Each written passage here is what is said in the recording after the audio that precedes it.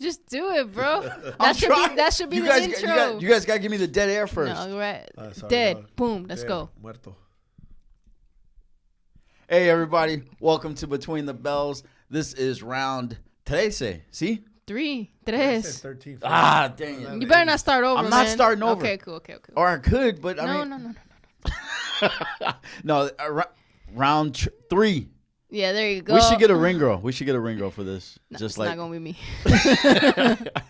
Matter of fact, we gotta talk about one day we'll talk about how we feel about ring girls. Oh, sure. Because that's not a space of controversy, but it's still like people have opinions on whether or not ring girls I've heard some strong opinions.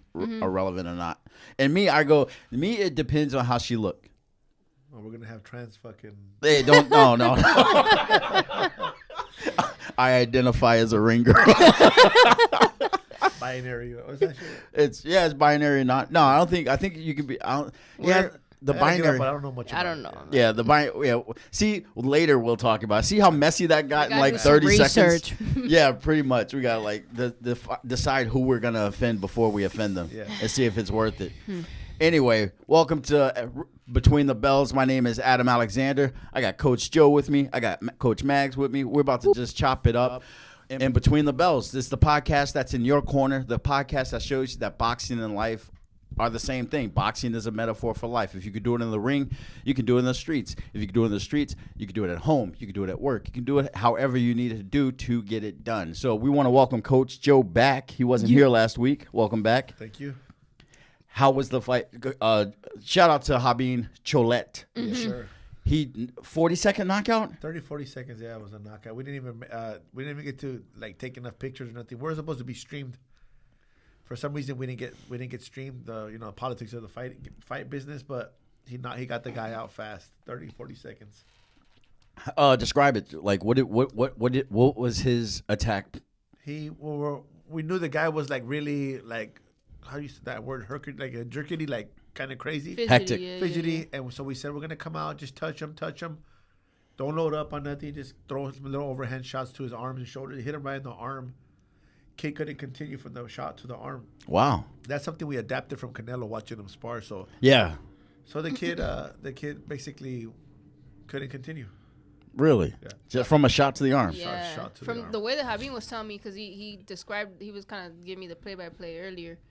I guess he hit him, and it seems like he hit him right in the socket, man. Yeah. Yep. And he must have just made something. The kid was saying he couldn't move his arm. Yeah, he must have popped. And the other corner wanted a no contest, and I was just like laughing because I said a no contest is when if they were both like grab each other and go to the floor, and he gets hurt caused by the floor. Mm-hmm. That's a no contest. But if it's caused by a punch and it's legal, it's legal. Yeah, this was like.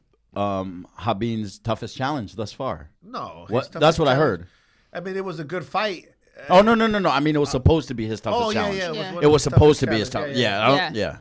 So that's. I mean, I'm super happy for him. And Habib is one of the reasons I started lifting weights. I held mitts for him one time, and he threw what is his power shot? All of them. Yeah, I know. No, if he goes to the body. It's just, it picks me up. I think like 3 or 4 of his knockouts are from body shots. Yeah. Yeah. And it was just so powerful. I call him and his brother, Jose. I call them hermanos de poder, power brothers, because they are just two strong dudes. Yeah. You'll feel it like when you hold mitts for them and you're used to just holding mitts for the class and you hold mitts for them, dude. Your shoulders, you can feel it like in between the joint. Matter of fact, on my birthday, when everybody was throwing me shots with the body, the belly pad on, somebody commented on TikTok, that dude with the yellow gloves unloaded on you. It was Jose. Yeah. So it's crazy. It's like the power that they got. So they generate, shout out to him. What was it? You guys were in Guadalajara? Yeah, we're in Guadalajara for like a week. We left on Monday morning. We weighed in on Tuesday, fought Wednesday. We got invited to the Canelo fight, and then we stuck around to the fight and got to witness that fight with I hear different numbers: 75,000 people, 73,000 fans going crazy. Man, yeah, that place had to. I saw some footage of the fight, of the surroundings fight. It looked like just it looked better than the Super Bowl. You know, it was like some Super Bowl if shit the for Super sure. Bowl and the NBA All-Star Weekend had a baby and it was raised right. with mariachi. With mariachi, yeah. It was raised south of the border with both parents. Bro, when I seen the mariachi coming out, I think they said it was 150 mariachis. Yeah, they did. 100 and something. Yeah, they were playing at the same time. It was beautiful. It was beautiful to witness. That's good. If you're a beaner like me, I really enjoyed it. You know what I mean? I really enjoyed it. I tell you, man, I like that. Your culture is it's so vibrant. Yeah. You know, it's really, and just to see it like for Canelo to get to fight at home and just put on a pageantry. Here we go again. No, you did it. All right, fine. I gotta just suffer from the first time, and then to walk away with the win. That's a lot of love. I honestly have not seen the fight. I'm waiting to see it for free because I paid for the tank. I paid for the tank fight, and I was like, yeah, I can't let you pay for 2 fights like back to back. So go to work. Yes, sir. So last week we want to bring you in on what we talked about last week. We talked about failure and success and how the two have to be defined before you approach anything. You have to say this is failure. This is success going into this endeavor. And I talked about how I see failure from 2 points of view. You're either the gazelle that gets caught, that fails to get away from the lion, or you're the lion that fails to catch the gazelle. Now, if you're the second, the lion that fails to catch the gazelle, you can go back to your corner, figure it out, come back and try again. But if you're that gazelle that fails to get away, that's it. That's a wrap. Yeah. You know, and you failed in that endeavor. So, and reminding people, failure is not fatal, but it is final. And then I said, it can be fatal. I was the gazelle, right? It can, yeah. Yes. In the gazelle instance, I don't think too many people should be trying things where failure equals death. Some motherfuckers do, though. Yeah, but do they knowingly, it's like, man, I'm going to do this whole 8 ball. And he thought he could get away with it. Huh? So it's like, those, I think that's an extra special audience. And I've seen people, stunt people just say, hey, nobody's ever tried this before. I'm going to jump over this giant building. And if they fail, they die. Right? Yeah. That's the risk we take. But we're not talking to you. Okay, we're talking to your everyday people who are maybe whose challenges aren't as extreme because they got a family that they want to go home to, right? Yeah. That's I don't want to judge anybody for not being able to keep their dopamine levels real low. You know what? When as you're talking about that, I'm remembering a fight, and it was Margarito against Cotto. Mm-hmm. And Margarito said, even though he was cheating, it's kind of fucked up to say, but he said, I'm ready to die in the ring. And Cotto was like, I'm not. And there is some athletes that are willing to die in the ring. A lot of fighters, they can't go home with the loss. Mm-hmm. They get ostracized at home, and they have to win. So some of them put it on the line. We'll talk. I don't feel like going into that right now. When winning is everything, I respect that mentality. We'll talk about that. But right now, what is your let's look at failure first. How do you view failure? As learning. Yes, that's exactly what I knew you'd say. You know how I knew you'd say it? Because you know Coach Bashir. Because Coach Bashir says the same thing. Well, he rubs off on. He tells me a lot of shit. He's in my head. Yep. So, and what is success? Achievement. Getting to where you have to your goal, reaching your goal. Mm-hmm.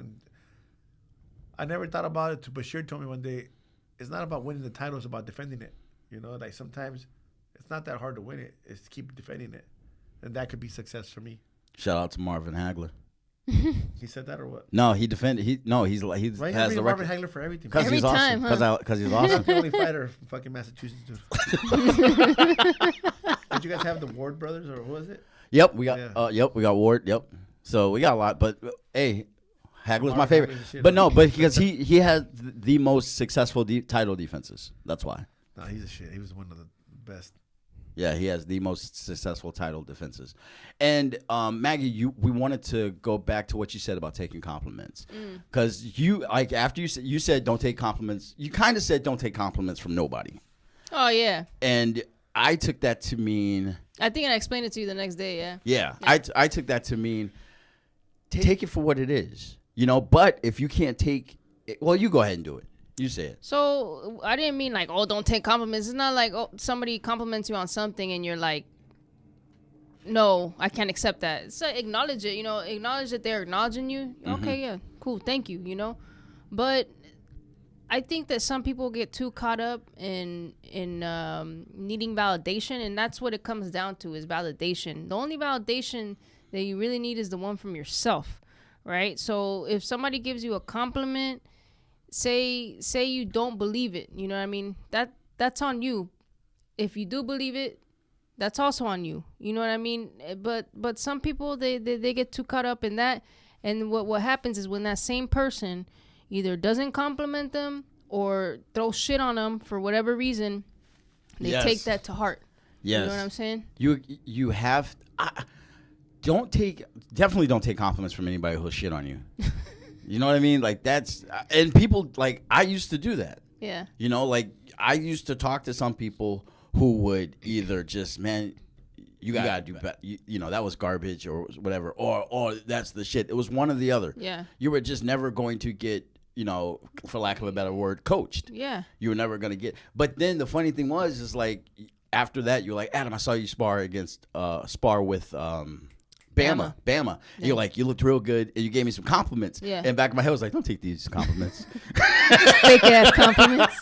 Nah. No, but in real talk, those compliments were very validating because you know what you're talking about. Mm-hmm. You know, and you and I have a repertoire where I'm doing something that you know about. I'm just learning something that you know extensively about. So it was like super, and that's how you take compliments. Mm-hmm. Don't take compliments or criticism to heart when that other person isn't doing what you're doing. Right. That's a real big thing I had to learn. It's like, if someone is not doing something you're doing, or they don't know how to, like, somebody could build a house and I'd be like, yeah, you put the bathroom too close to the kitchen, which is an honest to God pet peeve of mine. All right. But they can say, Adam, you've never built, Adam. You don't know what's up, dog. Yeah. You don't. Right. Right. So that person, but if that person's insecure and I say that, they'll tear the house down. Yeah. You know, they'll tear it down and start it back up and build it to my liking. And guess what? My liking's stupid. It's not going to sell.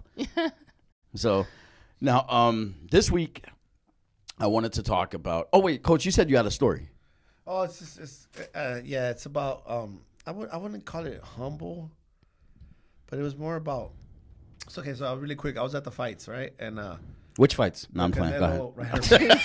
Right? And I had what do you call that shit? The fucking credentials to be anywhere I wanted in the fights, right? So I'm right in the front row, and I'm sitting down, and my wife comes in with my father-in-law and her uncle and aunt.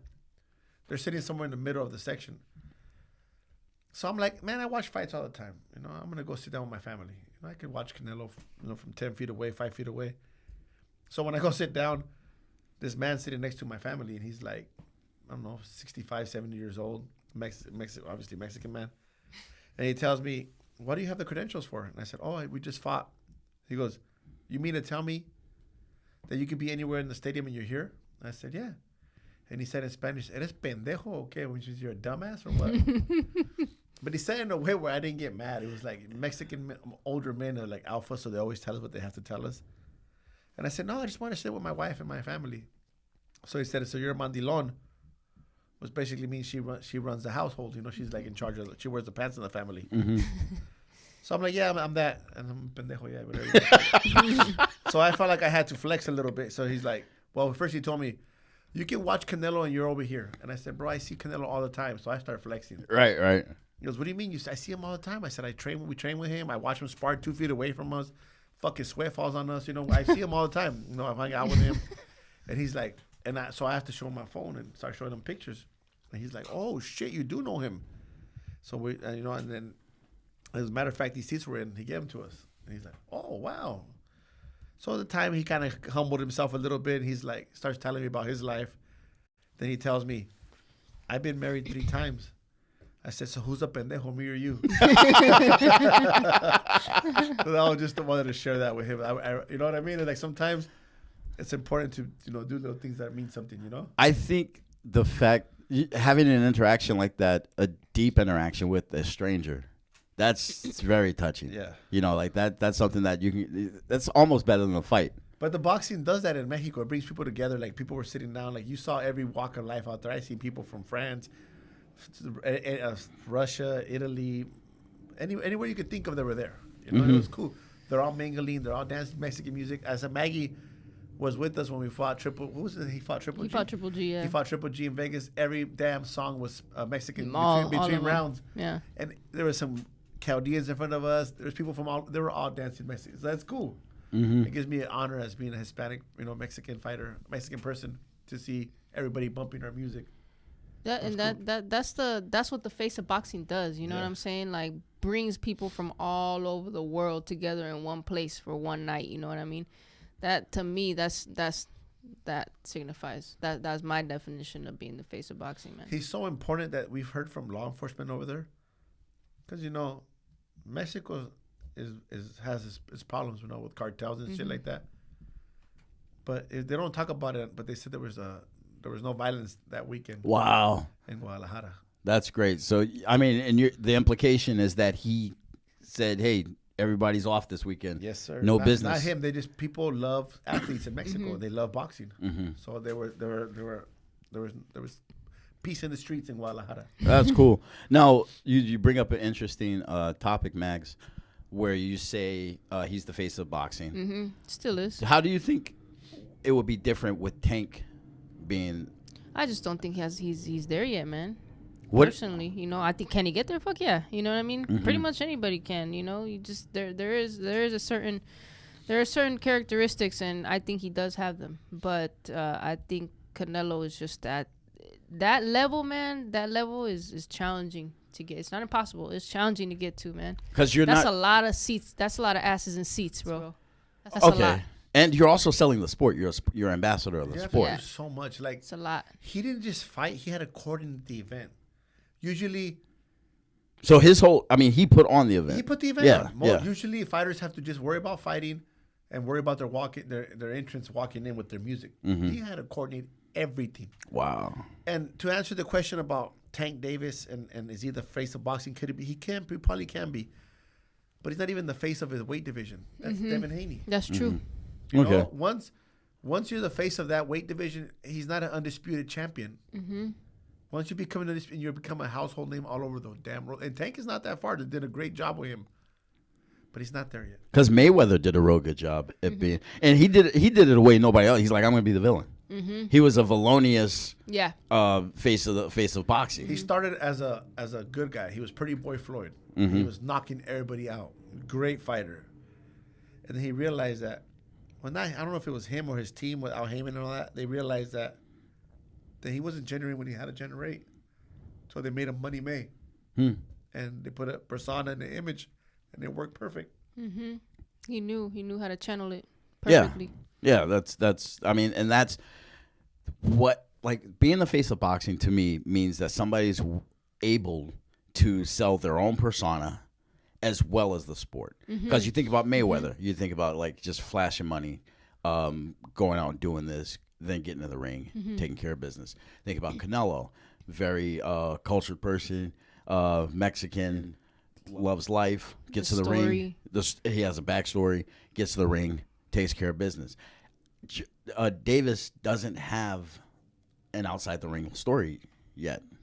He has his story from where he came from, and the kind of up from dirt. Yes, and I admire it. However, so here's something that I realized, and I'll just give this quick little anecdote. You go into sparring, and usually you go into sparring, the guys are like warming up, getting their sparring, getting the mindset, whatever they gotta do before a sparring session, right? This dude, for one of the days, he already had reporters waiting for him. Okay, like before he even came into the gym, reporters waiting for him to do an interview. So his energy had to go to that before he even got into the sparring session. Mm-hmm. If you don't know how to manage that shit's gonna get to you. First of all, you gotta come in with the right mood, and if you don't have the right mood, you better know how to put the fucking poker face on You know what I'm saying? Because that transmits through the television, and people are like, oh, that fool looked like a dick that day, and then you get a bunch of criticism that you don't even fucking need, you know. So that if you know how to manage that, your emotions and your attention and everything, and still have a sparring session, give your energy to that, that's a lot of people don't see that, the behind the scenes shit. You still have to be It takes a lot. It's more than just knocking people out, bro. You have to be attractive. You have to, and I want to pause on that word attractive, because that you have to attract. You know, people will say, well, how is Floyd Mayweather attractive? He's just, he's such a villain. That's a villain that attracts you. You know, it's like, I mean, that's how the Batman franchise sells. Yeah. The Joker attracted more people than Batman did. Right, and that's what it has to be. You have to be attractive. That's a good way to put it.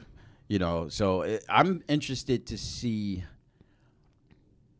how boxing grows in the next few years. Man, you know, because it's really it's got a great. It's off to a great start. Yeah, it's got a good it's got a good foundation right now. You know, so we'll see. There's some stupid sports trying to take it. You know, I just heard of chess boxing.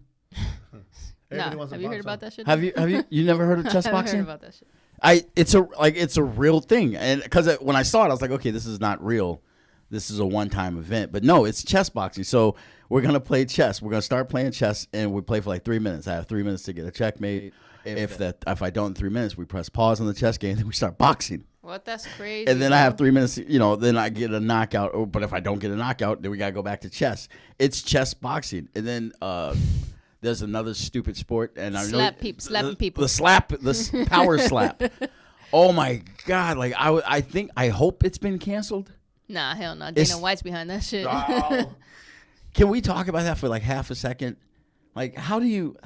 Dana White should have fucking focused more on being in boxing, because I think he could do good things in boxing. Boxing, he said it was too corrupt. He couldn't deal with it. Well, he could change it. Yeah, I think not him change the whole thing, but he could do something different. That might attract other people to do it. You never know. In the early 2000s, I thought Sylvester Stallone and Sugar Ray Leonard were onto something when they had this reality show called The Contender. Yeah. And I don't know what happened. Like, I love that thing. That's where Sergio, right? Yeah, Mora came out. He's a commentator for. Oh, really? Yeah. So we got chess boxing. We got power slap, which is just. I can't tell you how sad this makes me for just this 7.3 billion people we have on this planet. Like, this is where we're headed, where someone just stands there and gets slapped, and then says, "Okay, it's my turn." I didn't know you could knock somebody out with a slap. But those things slaps. I mean, to me, a slap was from your knuckles, from the tip of your up to the fingers. They're hitting you with the palm of their hand. Yeah, bro, they are. That's a punch. Yeah, they're connecting with the meat. So they're cheating. And yeah, I see just people just passed out. Yeah, like, oh, do it when I'm on defense. Like, see if you can. Then they telegraph it. You just gotta take it. So pretty much, if you could take a slap, you're good. That's what it looks like. I don't know. I haven't watched it. But my favorite. Now I'm gonna go to the other side. I mentioned two dumb ones. I'm gonna mention like one I really a new sport. Do I call it a sport? It's tennis baseball. Yeah, it's a real thing. It's just so you take away your throwing hand and you put a tennis racket in it. So you still have the glove, but you also have a tennis racket. People don't got shit to do. I'm trying to imagine it. I'm like, how does that work? So that's people that they weren't good at tennis that made up. Or just got bored with tennis. Tennis is hard, bro. It's stupid sports, man. Like I kind of, after what baseball has done to itself with the pitch clock and the giant ass bases. You like that? No, I don't. But I like it because it makes the game go by faster. What's the pitch clock? That's everything. New? Yeah, they put 15 or 30 seconds. If there's people on base, you have like 20 seconds, I think. If there's nobody on base, you have 15 seconds. What? Yeah, and then it's like the batter has to make eye contact with the pitcher by 8 seconds, or it's a strike. Yeah. The pitcher has to go into his windup by 8 seconds, or it's a ball. A lot of guys who are like, baseball's so psychological, so a lot of guys that would go in there, step out the box, come back in, step out the box, come back in, and buy time, they can't do that anymore. Yeah, I blame FanDuel and DraftKings. Like I'm like, there's no way you guys just get on everybody's phone and now baseball is all of a sudden changing its rules to become more attractive. And so I watch it, but I don't think I will for long. I want to see. I'm interested in seeing where baseball is in the next 5 years.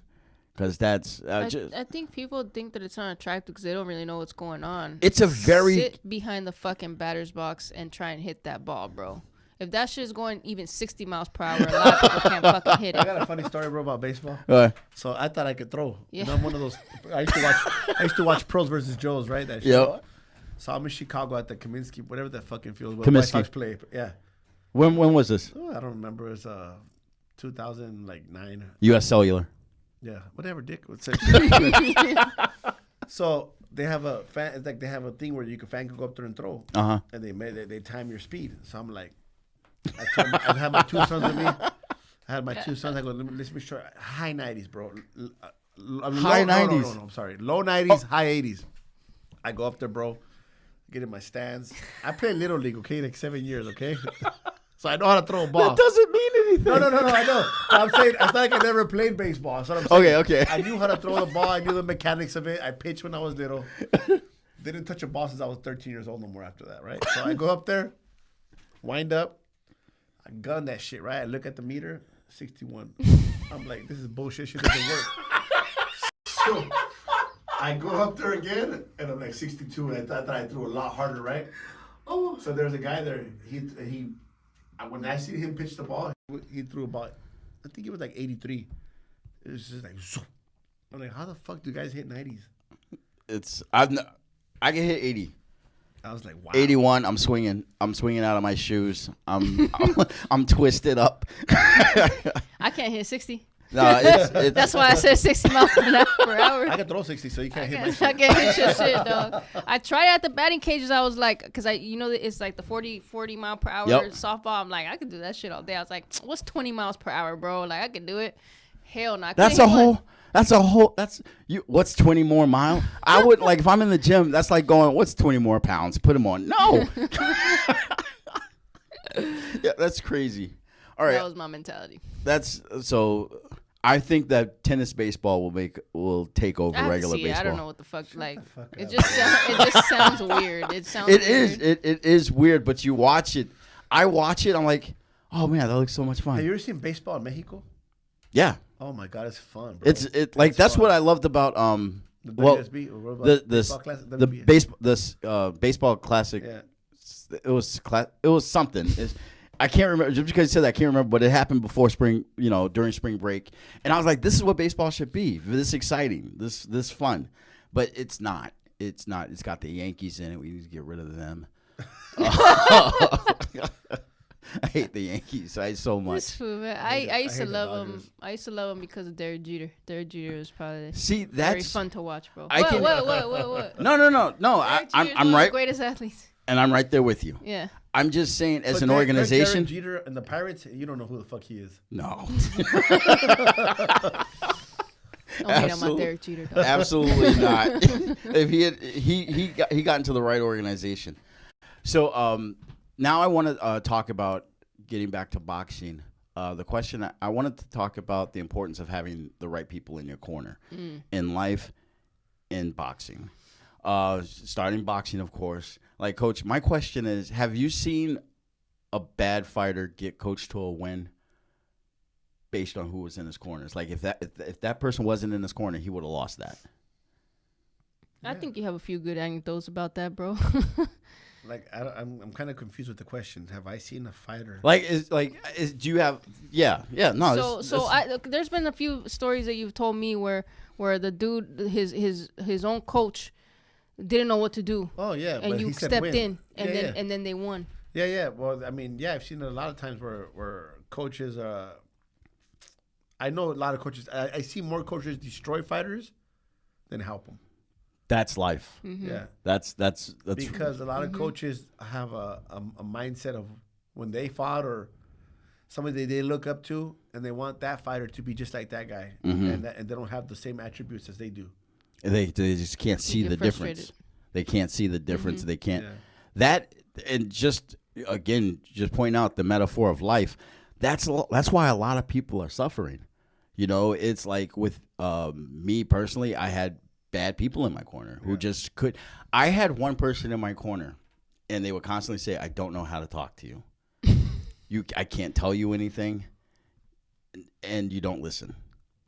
And when I started to put my life together, that was one of the first people I had to get out of there. Yeah. And it's not because they necessarily were abusive as a lot of the other people who were in my life were, but it was because that person has told me that they cannot communicate with me. Yeah. They're useless. You know, like I need someone, like you talked about, I think on our first episode, you talked about how Maggie's great to step in and coach because she can communicate real well to the fighter. Like that's the key. Like if you have someone in your corner who can communicate to you, who you listen to, who says, "Hey, you're messing up," and you can listen and say, "Okay, what am I doing wrong?" And then you have that conversation. You get in there, you do it right. That's the key. But if you have people who say, "You're not doing this, you should be doing that," and this, that, and the other, get that person out of your corner. Like I think the quintessential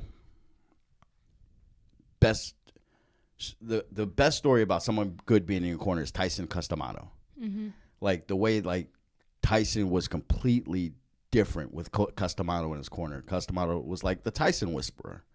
He knew how to talk to him. But Customato was never in his corner. Well, I was being. No, I know what you're saying. As a team. Yeah, as a team. Customato built, Teddy Atlas. He got rid of Teddy fast and Kevin Rooney. He trained them to train Tyson. Mm-hmm. And he made Tyson believe he could run through a wall. And he made Tyson a kid without a strong mindset. He made him a strong person. He made him watch a lot of film. My point of what I'm trying to tell you is Tyson would have self-sabotaged without Customato. He did self-sabotage. After. Yeah. Mm-hmm. Yeah. I'm sorry. We wouldn't have heard of Mike Tyson if he wouldn't have had Customato. Oh, no. Yeah, we would have. It just probably would have been on the tragic end. But no, but I mean, like. That's the thing with fighters. They always come in doubting. Mm-hmm. They want to fight. They all want to fight, but they all think they can do it. They don't know they can do it. No, think they can. They don't know they can. So, okay, you're in the corner of that fighter. How do you convince that fighter that he can do it? That's in the gym. We convince somebody. There's a lot. Maggie's noticed in the span that she's been with us, sometimes it's just trials and tribulations that they go through so you can failure, it's about failure. We go through failure in the gym, training, sparring, and they start growing. Mm-hmm. And it's how they take that failure that makes them better. Right. I think not capitalizing, but pointing out that growth is what keeps the fighter growing. Yeah. Sorry. I think one thing that's important too is knowing when to cut ties. Because sometimes it just doesn't work. Just getting out of that corner. Mm-hmm. You even like as a coach, it's important to know that sometimes there's certain people that it's not gonna work. Maybe with somebody else, but not here. Yeah, like I had a fighter recently. We parted ways, and it was good. It was good for him and good for me because I told him, I'm not getting to you, so I'm not helping you. Mm-hmm. Mm-hmm. Find somebody that can help you. That can give you what you need. And honestly, I know you and I talked, and you don't contract your fighters. No. Yeah, and most people, like, that's a different situation. They're like, we're going to contract you, blah, blah. But you're like, because your focus is that growth. Your focus is that freedom that for the fighters to have.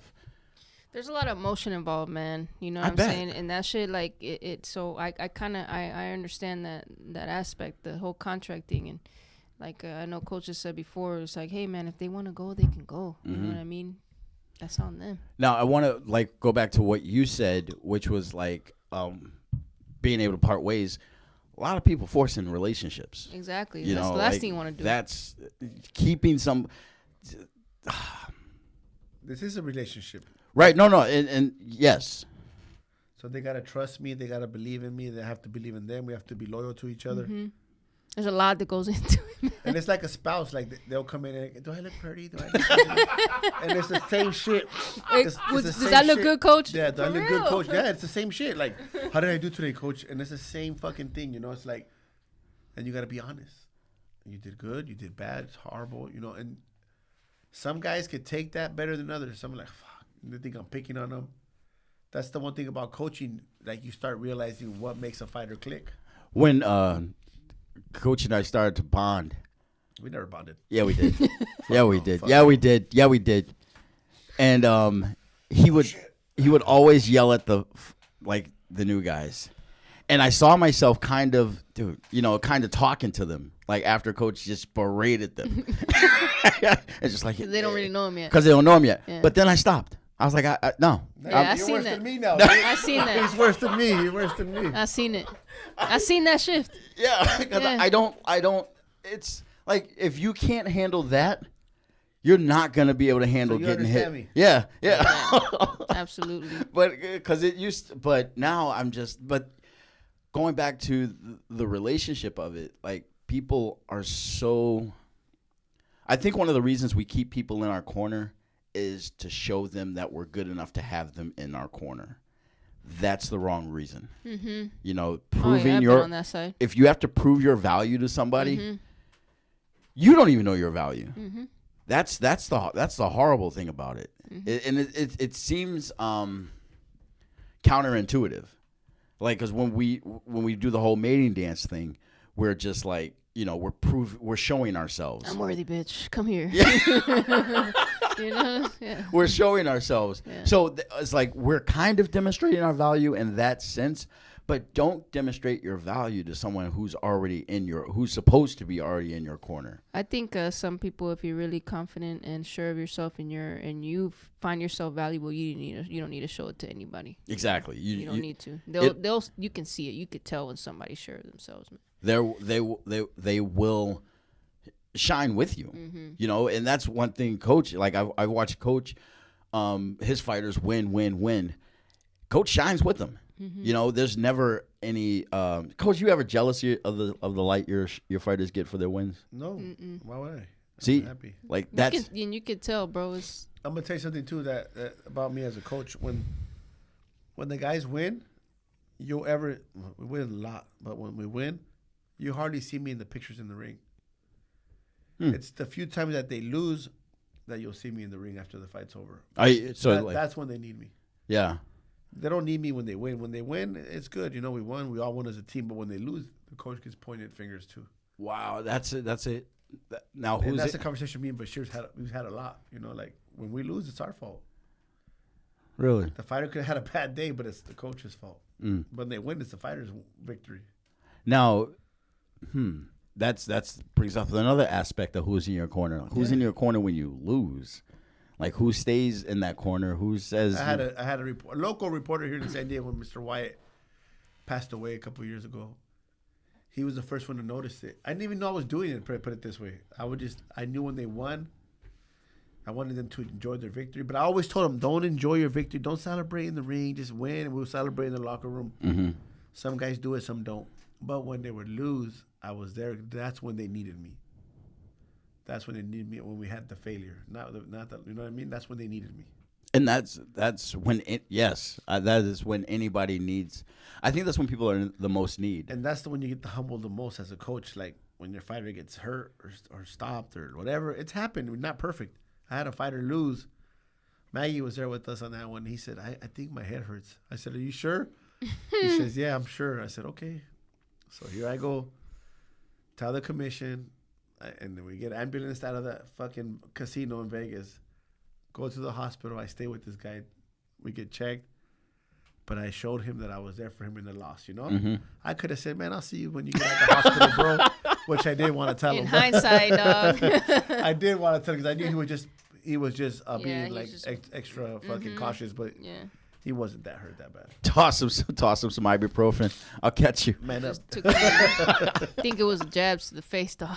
No, but pay attention to who stays in your corner when you lose. Who do you have how do you handle your fighters blaming you for their loss? I'll tell them that if that's what they feel comfortable with, that's fine. But you got to take some accountability for what you did. Mm-hmm. Okay. You're the one in there. I mean, I'm telling you what to do. We work on certain things. If you lose doing what I said to do, I'll take the blame. It hasn't happened yet. If you lose because you did your own thing, that's the conversation between both of us. You lost. I saw. We lost as a team, but you lost. Yep, I saw a fighter lose, not listening to you, and that was when it started to click about the importance of listening.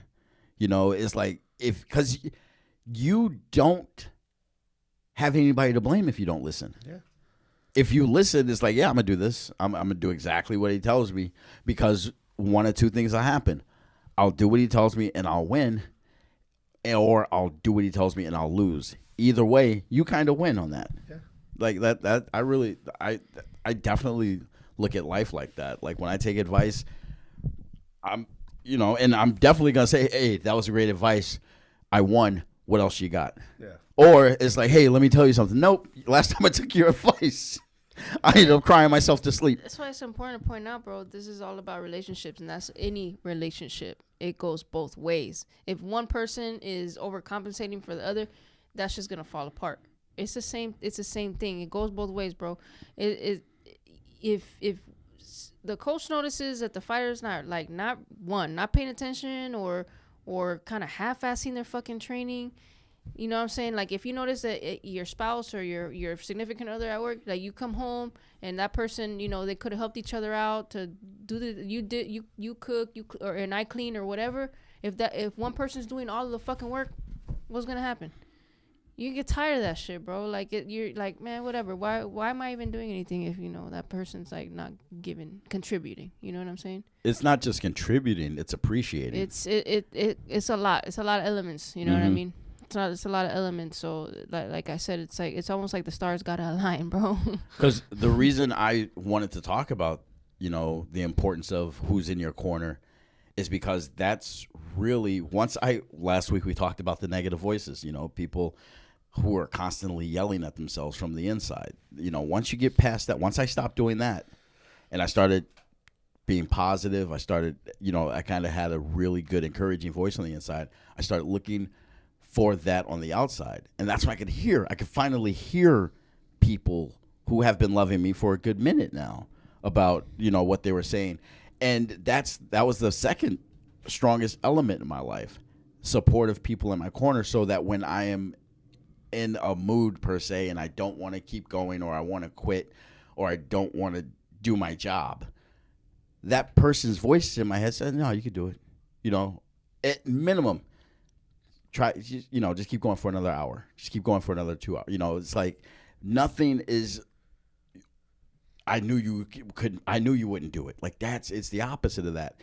And that's where life really gets good, is when you have a strong support, a strong circle, strong support system. Support system is what it's called in the zeitgeist, is you have a strong support system. Yeah. That's one of the things that's going to just keep you moving forward the most. Mm-hmm. If you don't have a strong support system, you're circling the drain. Yeah, man. I mean, unless you're strong enough to fucking hold it down on your own. You're not. Not a lot of people. That's why they call it toxic, because it erodes. It's like you're not able to withstand it. And I am 100% for just telling people, just cut ties. You know, you don't have to have that in your life, because I was tricked into thinking I had to have that in my life. That if I didn't, it was my fault. You know, it was my fault for shooing them away, when it wasn't. It was like, oh, you know what? They're not here, but you know what is here now? Silence. Peace. Like, no one's yelling at me. No one's deterring me. So that's why who's in your corner is such a valuable lesson. Sometimes when you're in somebody's corner too, you have to, like, I know it's the same point, but sometimes you have to be the bad guy too.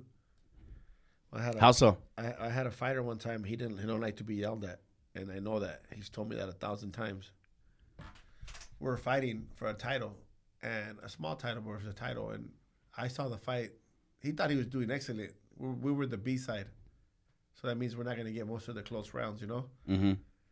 We're going into the ninth round. I'm sorry, and I thought I didn't know the score, but I thought it was down the middle. Mm-hmm.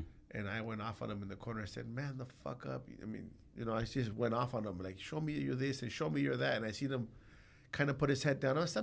I yelled at him, look at me, and I mother effed him and this and that. And he got so mad. He came out. He won the last round. When they announced the score, on 2 judges' cards, he won by 1 point. He won by 1 point? On 2 judges, and 1 he lost, so he got the split decision. He won. Uh-huh. But I always thought about it. What would have happened if I would have yelled at him, if I would have listened to him? After it was over, he got me in the elevator and he hugged me and he said, "Thank you for screaming at me." You know what? I don't think no one likes to be yelled at. But I can imagine like somebody like that's a traumatic trigger. Yeah, no, for real. Like you just yelled at him and he was in a position where he got to go punch somebody. Like think about that. Yeah. Like in the real world, we get yelled at, we just go out into traffic. That's because you're saying who's important, who's in your corner, right? Right. Yeah. Sometimes when you're in the corner, obviously you have to. You can't always be the nice guy. No. And you can't expect everybody. That's a very, very good point. You cannot. I got it now. It took me a few minutes, but now I got it. You can't expect the people in your corner to be nice. You're yes guys. You're yes people. No, that's one thing. I was at the time when he was relevant. I was a huge Kanye West apologist. You know, like he would do something, and I would like, okay, well, this is Kanye. You guys don't understand Kanye like I used to, or like I do. But one thing he said, I was like, I'm not co-signing that. He was like, I don't take advice for anybody less successful than me. I'm sorry, man. Kanye's fucking hilarious, dude. Like now, now that I'm removed from all the madness, yeah, absolutely. It's because he says some shit that I think he doesn't realize what he's saying. You know what I'm saying? He don't realize it. He don't realize what he's doing sometimes, man. He don't think about what the fuck he's saying. he just or he don't know how to articulate it, you know? Form the thought. Mm-hmm. It's form the thought. Don't spit it. And but when he said, I don't take advice from people less successful than me, I'm like, you can't go around like that. Some people out there who say that shit, bro. And that superiority comes. Yes, yes. Like eventually, that's why I think that's where the saying "it's lonely at the top" comes from. Yeah. It's like it's lonely at the top if you isolate yourself, but if you acknowledge that you didn't get to the top without all those people who should be at the top with you, then it's different. And you got to listen to everybody. You got to listen to everybody say everything, and then you get to decide. Yeah. But you do have to make sure that your corner is healthy.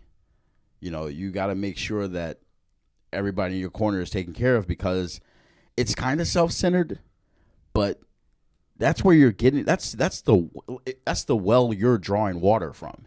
So you want to make sure that it's tight, it's taken care of, even protected, so to speak.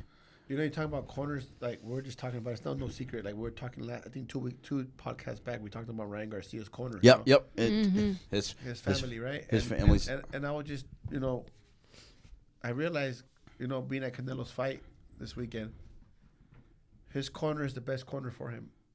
I mean, he's been with them from the get-go when he was making 300 pesos per fight. Now he's making 50, 60 million per fight. But he kept the same corner. What's 300 pesos? Is that like $10? Okay, I was just curious. 20 bucks to fight. Okay. At that time, it was probably a little more, $30. Mm-hmm. But he kept the same corner because the corner was real with him. They gave him what he needed. And I think communication. Like if you can't, you're in war when you're in the ring, and if someone can't communicate to you while you're under that intense pressure. Look at chess boxing.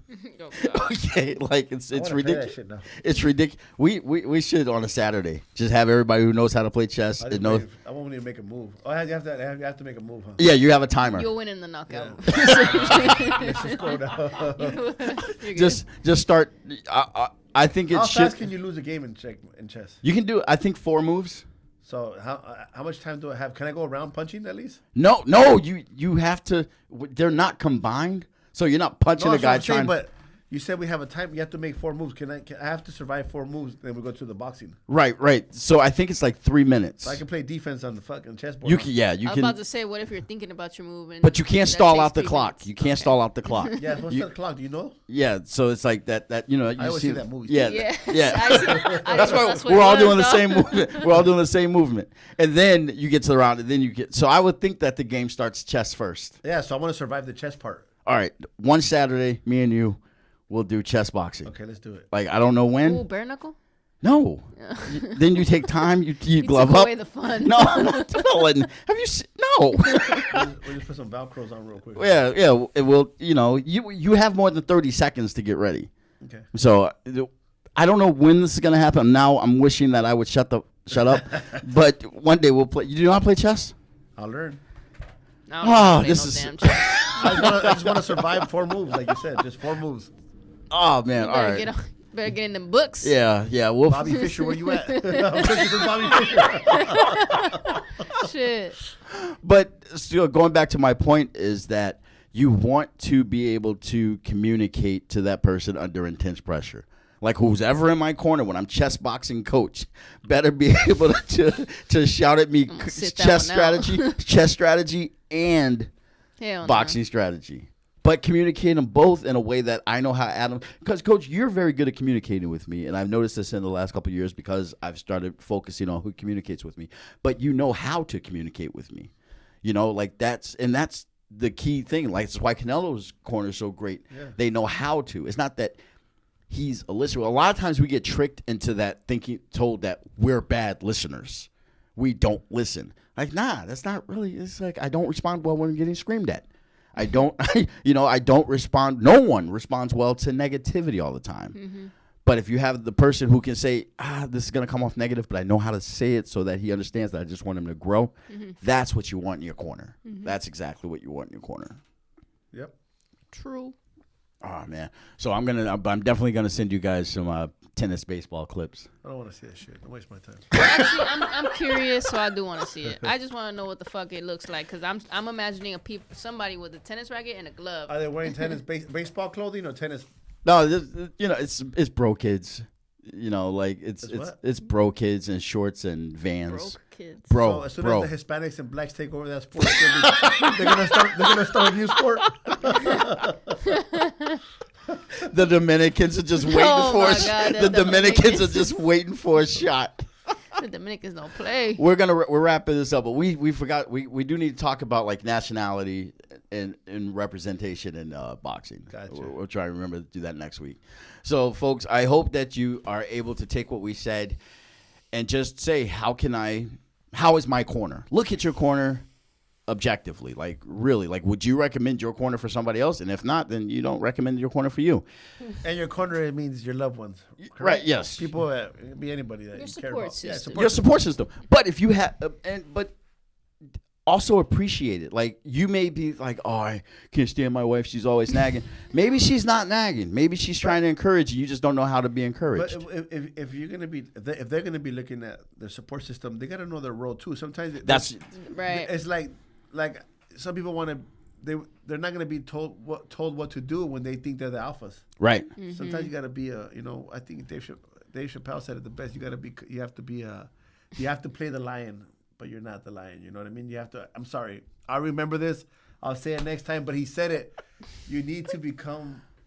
Maybe fuck. I just thinking about the player hater ball. Like like when it wasn't about trans people, I was like, oh, did Dave Chappelle say it before we hang up? Before we cancel, before we're done. Thank God for these things. So anyway, but yeah, pay attention to how you're treating your corner because, like Mag said, they'll cut ties. Easy. Yeah. You know what, Coach mentioned something really important too is role. There's a thing called role ambiguity, right? Where you don't know your role, like on a team, right? Mm-hmm. Like, and if that's not communicated, if it's not clear, motherfuckers gonna be bumping heads, literally and figuratively. You know, so it's true. You know, no, it's not about know your place. It's like, hey man, what are we doing here? How are we gonna move forward and make this as effective as possible? You know. effective. Like I love like when Bezos and I'm stalling out. See if Coach can find what he's trying to say. He said his mom said sometimes you have to be a lion so you can be the lamb you really are. Sometimes you have to be a lion. Sometimes you have to be a lion He so you said can that be because the he was lamb referencing you really acting are. tough, yeah. Oh, okay. Okay. Okay, got it. Okay. You gotta act like something and realize that you're not that. Yeah. Okay. Okay. Yeah, in my head, I'm like, A lot of people want to be lions, but they're not lions. They're Oh lambs. man, I know some. Of I those. definitely, I'm we know some of them. yeah. So you know, I'm definitely sheep. Like my mom, she talks about how God You're not calls a sheep. You're not a follower. I'm not a follower per se, but my mom, she's like, God calls us sheep because sheep are stupid, and sheep are sheep are easily tricked, and I was like, oh yeah, I'm a sheep. you know, They're too trusting. That's what like got me to go. Yeah, I'm a sheep. If you're a sheep, no pun intended, you're the black sheep, bro. Because you are a unique person. Yeah, That's why I don't think you're a sheep. You a little bit. Gracias. All right, so we're gonna wrap this up. Coach found us. I'm impressed. I was like, he's gonna accidentally text 4 people. I was, hey man, help me with this, or my wife, hey, help me with this. I don't know how to use that shit. Matter of fact, before we go, I always every time I finish, I post the clip, the episode up on YouTube. I text the link to Maggie and Coach Joe. Right, this week. Coach Joe, so I text them the link. We all have iPhones, so it's all blue. So Coach Joe likes it. It says Coach Joe liked the link you sent, and then Mags hearts it. I hearted it. She liked it. Yeah. And then it says Coach Joe unliked the link. I was like, damn, what's up? And I was gonna hit him up too. I was like, what happened, dog? I was like, so it kind of triggered my brain. Like I was like, what? Wait, what happened? And I started thinking of all these reasons Coach went down. I was like, okay, you know what? I don't know, so I'm just gonna stay. I don't know. Though. And then so I saw Maggie. I was like, hey, did you notice Coach unliked it? She's like, yeah. So I asked him. He's like, oh. Yeah, we had bad reception. I was trying to watch it, so I double clicked it. Yeah. So he almost. We thought he was ending our relationship, but he was just. he was just in Guadalajara with the bad reception. Yep. So, folks, you guys are awesome. Hey, if there's anything you guys want to ask us or talk to us about, or you may think you're smarter than me and want to correct me, email us at thepeacefuljedi@gmail.com. Okay, you can follow me and or the comment section, right? Or the comment section on YouTube. Yeah, you just hit it. Just say, hey, I think this, and then fill in the blank, because comment sections are always wonderful. Yeah. I would call motherfucker out though, bro. Come on now. There's some stupid shit in the comments. Yeah, comment at your own risk. But and follow me on TikTok and Instagram, the Peaceful Jedi, and follow Coach Joe Hits, HITS on Instagram, and Joe_Hits on TikTok. Oh. And you are Mags MAGZ _ Team Hits. Mags MAGZ _ Team Hits, but she's not on TikTok yet. No, I'm not on none of that. Except for just Instagram. After I'm on TikTok. Why you gotta whisper? Why you say it like that? I'm on TikTok. Being weird. All right, you guys are awesome. We're better. We will see you guys next episode. Bye-bye. Peace.